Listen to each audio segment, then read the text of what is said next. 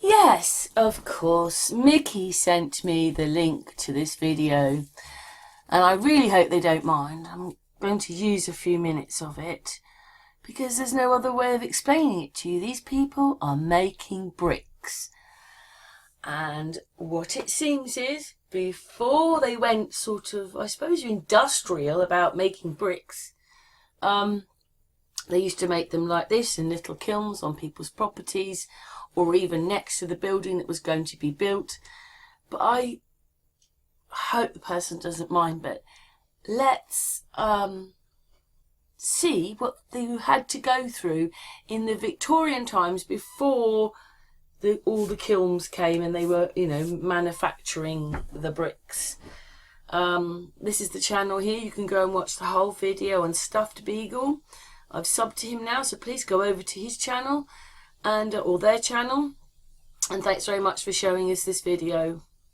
During the forge before Christmas, Peter's come to the estate's brickmaker, Colin Richards. Compressed and the air go into it, so it'll take a few minutes to go through. The clay's been mined locally. It'll be processed using a pug mill, powered by the estate's shire horse, Clumper. Well, the pug mill is like a food mixer almost, to actually get air into the clay. It makes it into a material which is pliable. You can make the bricks more easy. Constant restoration work is needed on the 1,200-acre estate. So Colin's making 10,000 bricks, identical to those used to build the distinctive red brick Acton Scott Hall. So, horses and lots of hard work. Do you want some more water in there? Yeah, just a bit. It's getting a bit sticky.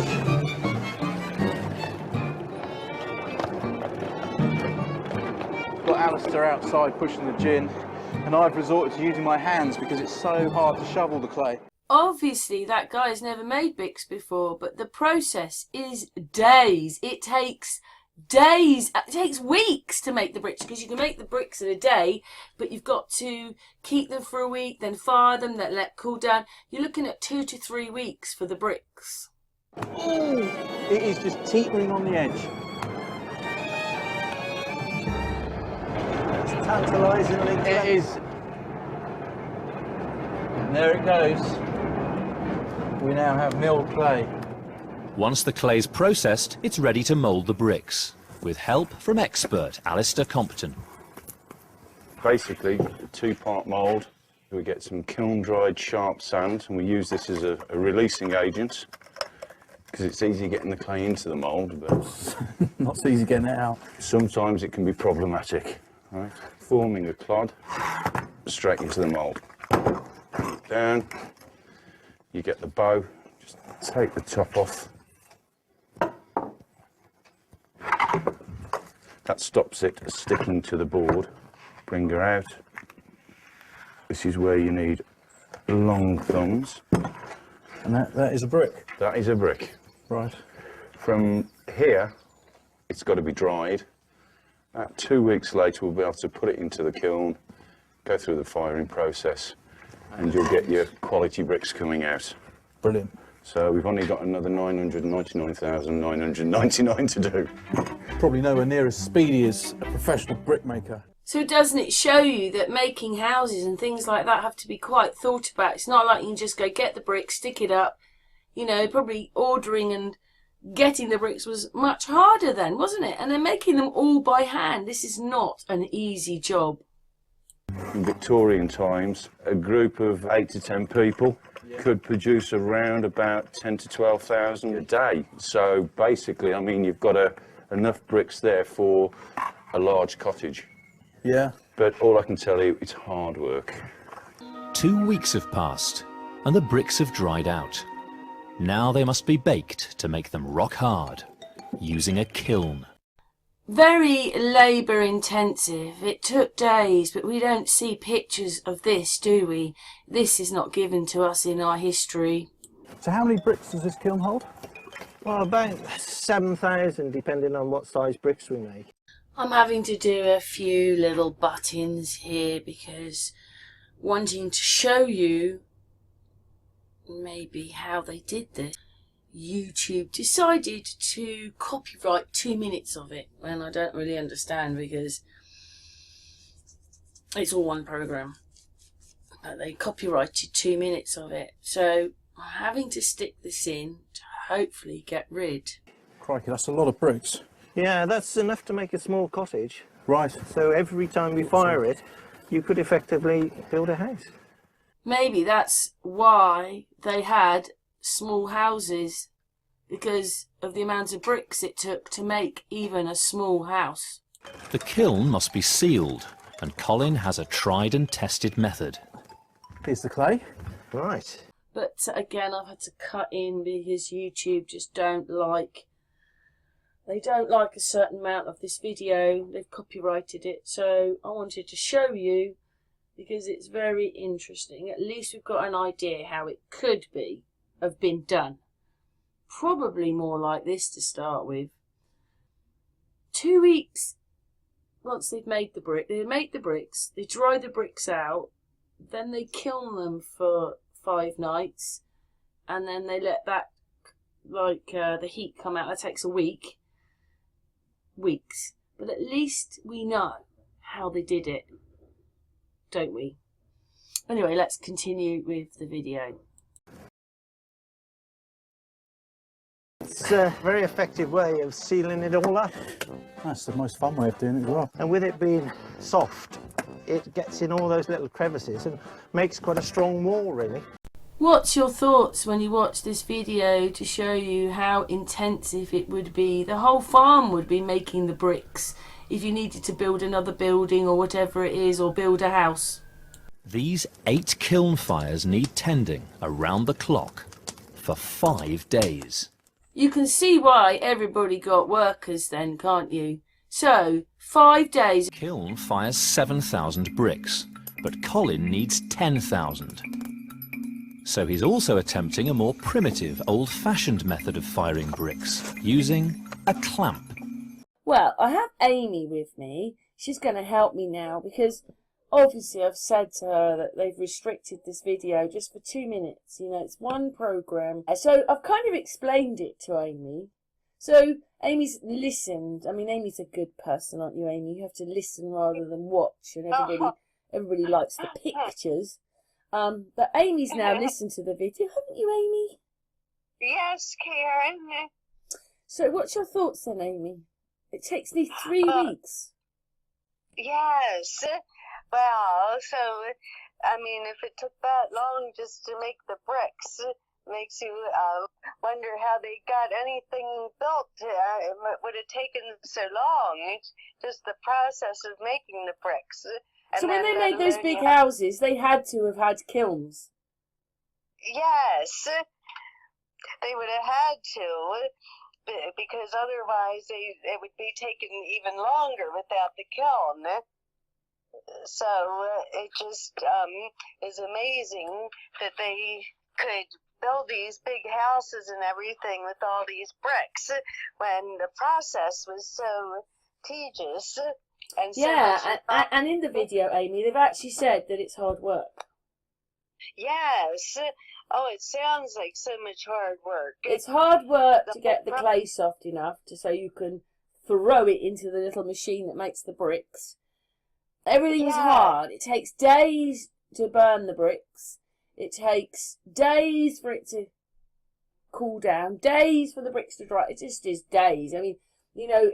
Yeah. And if you made your bricks, once the neighbour says, well, I would like 20,000 bricks.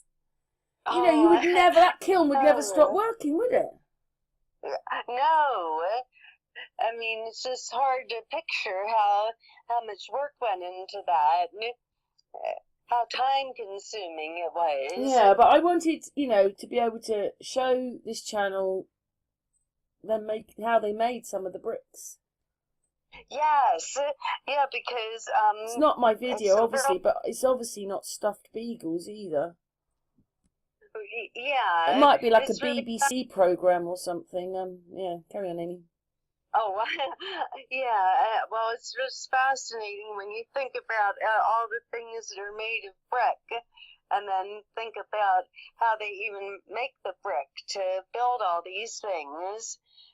and so a lot of brick in America. Just like in the UK, we have a lot of brick.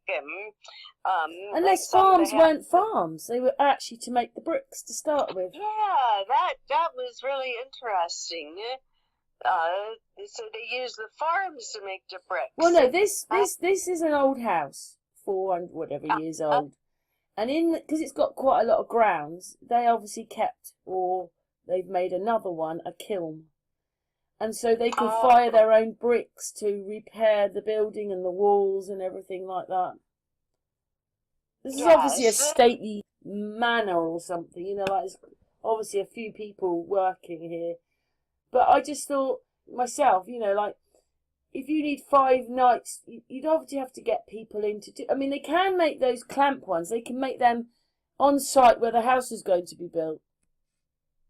Right. And I mean, they could do 3 or 4 clamps to make the house. Yes. You know, like a stately man. What's that? 6 clamps? 8 clamps? Maybe they made the clamps on site. Right. But so you can kind of see how that could happen. But the kilns, like this farm had one. So I'm wondering how many others had kilns. Oh, I know. It was probably quite a few had kilns. But it's just interesting seeing it and how they did it and everything, or how it probably was. This is how they're doing it, and they're saying this is from the Victorian times. So, yeah. Yeah. It is very interesting. Anything else you want to say, Amy? It's just very fascinating when you think about it, and how they had to make them and how long it took and all this stuff. You know, I'm not saying we've moved on drastically, because we probably haven't. We just have better phones than they did, because you know, like everybody's got that they had phones and, you know, electricity and, you know, much longer than they said. But this looks quite primitive, really. Yeah, it does. It's fascinating. Yeah. Anyway, thank you for that, Amy. Amy's helped me break the video up a bit more, so hopefully this will be it now. Yes. Thank you, Amy.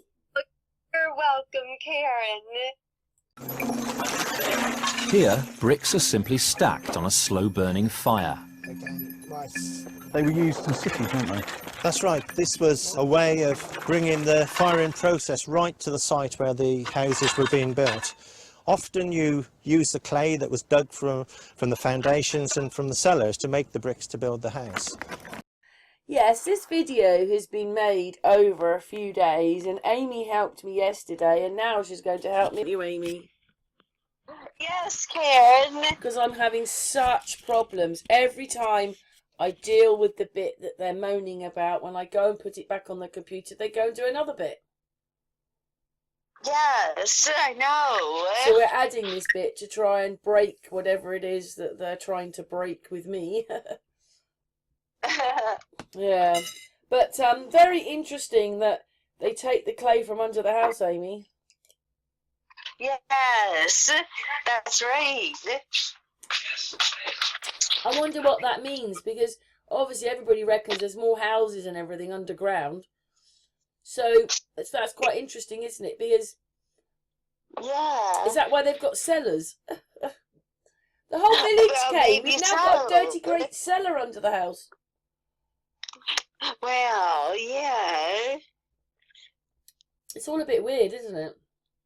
It is weird. But if I was starting a little business myself, I'd go for these things, the clamps, because they're much cheaper, and you just leave them smouldering. As long as the fire's going, you can leave them smouldering for 5 days.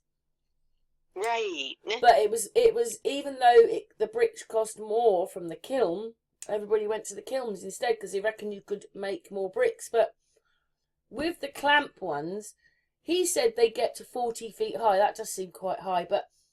And he said when they're putting them on, they're taking them off because they've been there for 5 days. But that, you could use a few fields for that, couldn't you? I was actually wondering, do you remember the bit about Ireland when you've got all those brick walls around? Yeah. I was wondering maybe that's what that was. They were just making bricks. Oh, that's a good point. You could just be making bricks there. That's true.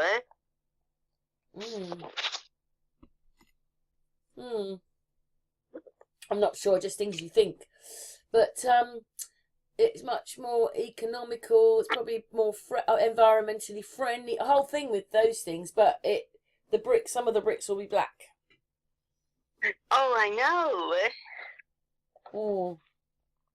So no big event. I do think something's happened though, because our Melted Reality showed on a gravestone, it going down a gravestone. Well, now we know what gravestones are, bricks with cement on them. Something else has happened, but the ones that are handmade, and that as well, you don't really see houses with all the black bricks, do you? Except when they're in a pattern. That's right. All a bit crazy, but that's maybe how they got the black bricks in there.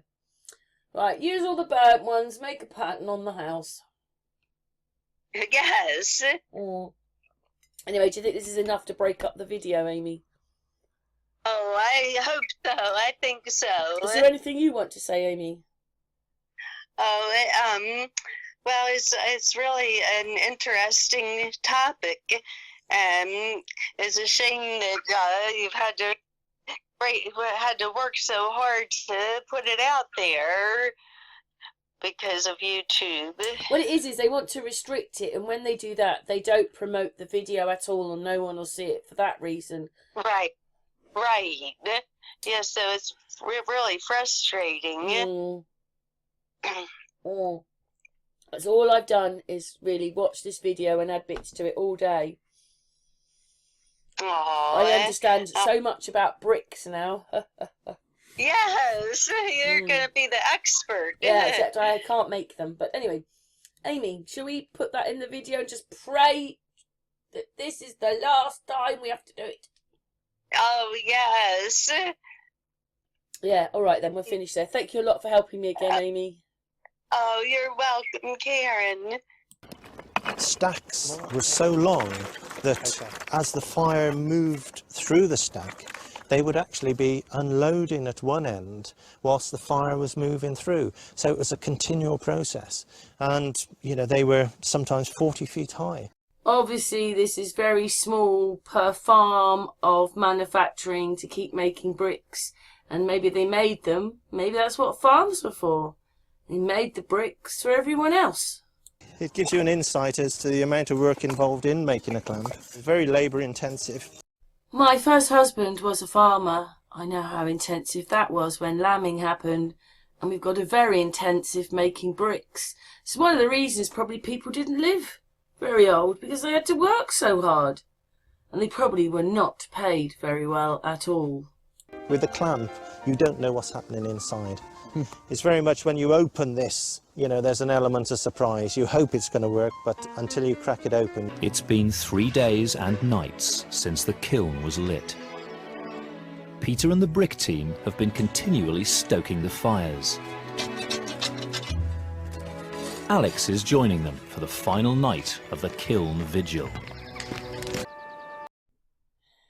Yeah, we're having to, every time I re-upload it, there is always another spot on the video that they don't like. It's not my video. Yeah, it's probably a BBC programme. But when they restrict it, like, the person who's put this video out had 388 views. Yeah. If it wasn't restricted in any way, he might have had thousands.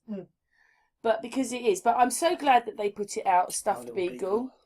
But, we're having to keep coming in and putting bits in. But it is amazing. And the bits that they're picking, that they're saying is restricted, are the key points. Are the key points of the video. Yeah. So I don't understand why I'm not allowed to say it, but everybody else can say it. That's just very strange. That's over 3 days now, isn't it? That's, I've been doing this video for about 3 days, cutting into it. Anyway, we'll carry on now. Yeah. Thanks, Mickey. Mickey's here now. That's Hi, how much guys. time has travelled. See? Another holiday. Yeah. Anyway, thank you. At last, the brickmaker's moment of truth has arrived.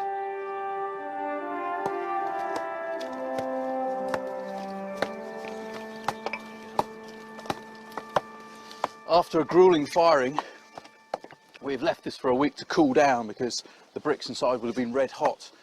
And now it's time to crack open our brick kiln and see how we've done. Very pleased that at least we can see how the bricks were made in, you know, like more individually, because it wasn't being manufactured. But it seems that if you had a kiln, everybody would be running to going, please can you make me 12,000 bricks, or 10,000. Well, 12,000 he said makes a small house.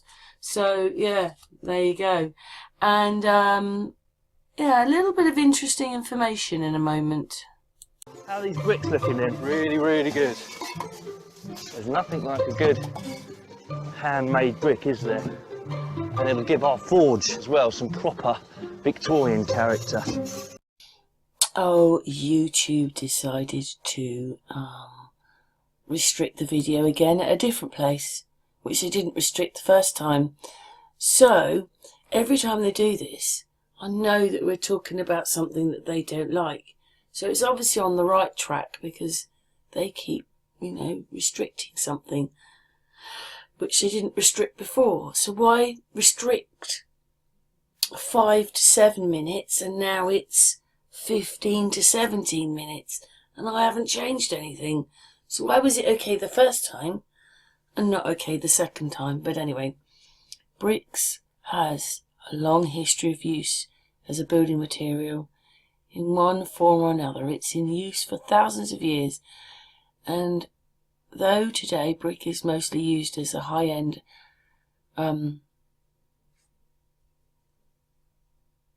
architectural finish, thanks to those thousands of years of history, people have grown attached. It just goes on that bit anyway, you know, rah rah rah. Though it has been in Britain, especially became a huge consumer of bricks. Though it has been in use since the Romans, after the Great Fire of 1666. Why is that linked to our history? Because for people who don't know, nearly every king was a Roman emperor. So was Victoria I, so's our Queen. They're all part of the same thing. So it's amazing that they went building in 1666. Now that's the time frame. 1600s, that's maybe when the big buildings come. But anyway, it says brick became the default material in Britain over the course of the 19th and 20th centuries. Bricks, like so much else during the Industrial Revolution, gradually changed from handmade crafted items to mass-produced factory-made objects, because its use as a building material spans from pre-industrial era through to the present day. Brick production in Britain is an interesting case study. Well, at least they probably told us a bit more of the history there, maybe. At the beginning of the 1800s, though brick was a popular building material, brick production was small scale. So how do they build all the big buildings then? Craft-based process, because they've been doing it since, where is it, 1666, when the Romans came. Bricks were heavy, transporting was difficult, so most bricks were produced locally within a few miles of where they would ultimately be used. I have never had to do this so often, but it enables me to put another little video in of somewhere else we found who also had a clam, or whatever it is. And we're just going to watch a few minutes of this, aren't we, Mickey? But a few burnt bricks. The house is going for a few days, but as the time goes on, the bricks burn. Again, the event for these bricks, if you ever saw them. But look at all the wood they've got to use, Mickey. So I could see this happening.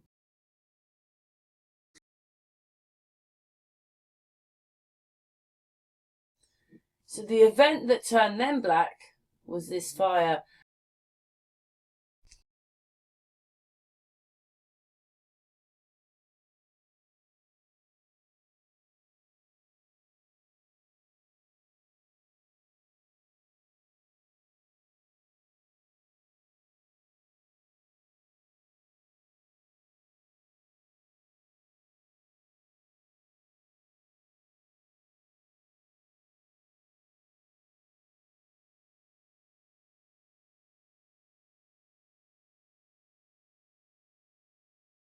well, we gathered that from this video, the one I'm having to cover up because of YouTube.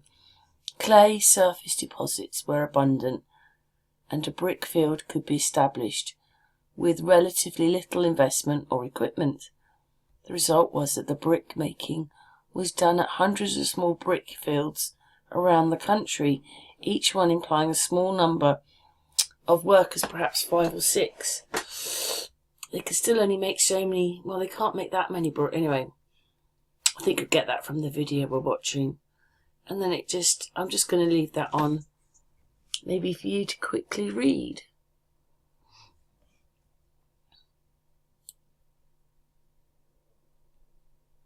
Typically,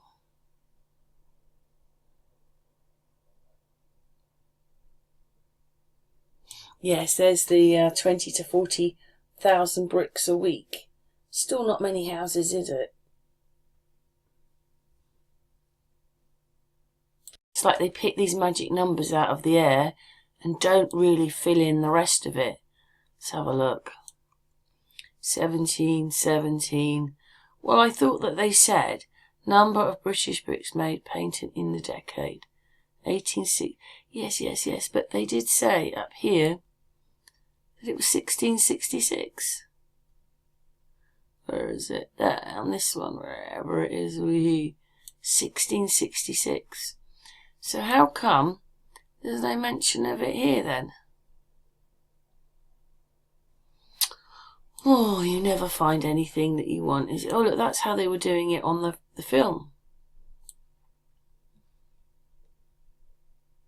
There's a little machine. Next, the clamp. Here, the bricks were simply stacked on coal and left to burn. But how do they compare to the kiln bricks? I think that the clamp ones definitely were going for a long time before a kiln came along. But you can't make, you'd have to have piles. And well, he said sometimes they were 40 foot up tall. I'm not surprised. The farms must have been supplying the bricks. They're pretty hot, these ones. But they sound good. That means they're cooked. Oh. My gloves must be thicker than yours. They are very hot.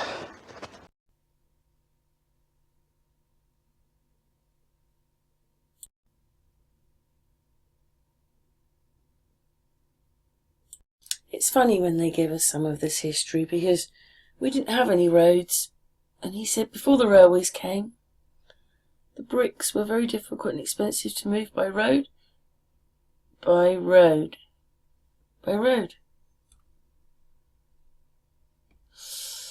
Early brick making, well, I don't know. I think maybe you'll have to stop and read this. It's too much for me to read. But anyway. So let's have a quick look. Let's talk about the bricks.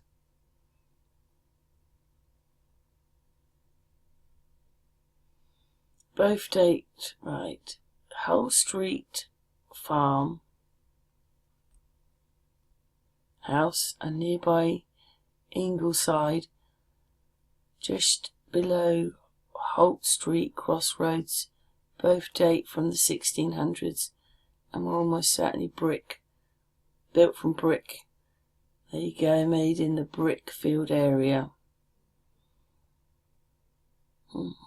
So obviously we've come here to this place, Nonnington, a small place in East Kent history.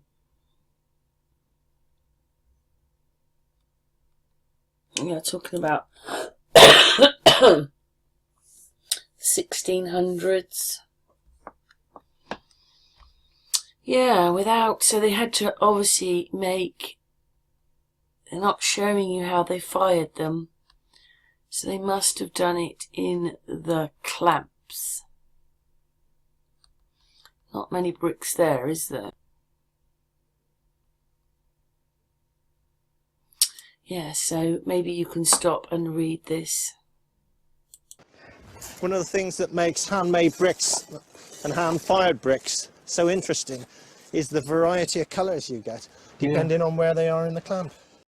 Well, that's very fascinating. Who told us that before? Anyway, let's just hear a few more words of what he's got to say. Perhaps slightly more irregular, and you get the risk of having a lot more that are perhaps overfired near the fuel source. I'm not saying for all bricks, by the way, but for these bricks being handmade, they have been burnt because they're too close to the fire. Well, that's a little different than we've been told with everything, isn't it? But it's good to hear someone else say it. But what would I do with an overfired brick in the building process? They'd be seconds, and Right. so if you were building a sort of prestigious house, you know, you'd perhaps use those in partitions or where they wouldn't be seen. But if it was a humble cottage and you'd be buying them cheaply from the brickmaker, you'd use them. So what he says is the bricks are okay, even the burnt ones, but obviously they've got black on them. So what you would do was you would use those in the partition of houses or other things like that. Or if you can't afford the nicer brick, you know, nicer looking bricks, you'd buy those and make your house out of that. Yeah, do you get that? Because those aren't burnt from an event, they're burnt from the fire. The fire's the event in this case. It's clear there are far fewer properly fired bricks produced by a clamp than a kiln. Fused together, but they'll come apart. But this is offset by a huge advantage. It's far more economical because, as you saw, we only had a bed of coal 4 inches deep. So, the little clamp furnaces, or whatever you want to call them, they actually were quite economical. He said sometimes they were stacking the bricks even 40 feet tall. I don't know if I quite believe that, because, you know, but he's obviously they were quite tall. And then he said that they were taking the bricks off while they were putting them on. And you know they take 5 days. So that's how long the line was to make the bricks. Yes, but this way is a lot more economical. Has anybody heard of this before? To fire all these bricks. The clamp uses less than 1/10 of the fuel of the kiln per brick. So how are you feeling about this clamp? I'm really pleased, yeah. It's now at the end of the firing to actually get bricks out which you can use straight away, and they're nice colour, nice shape, and, you know, they're very durable. I'm dead chuffed.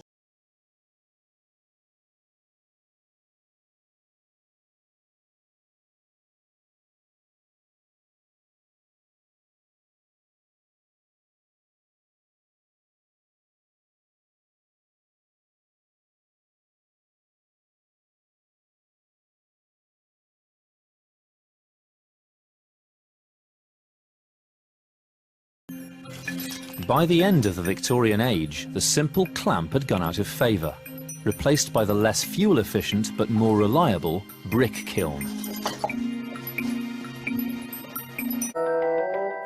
So, armed with their Victorian bricks, the team crack on with the chimney.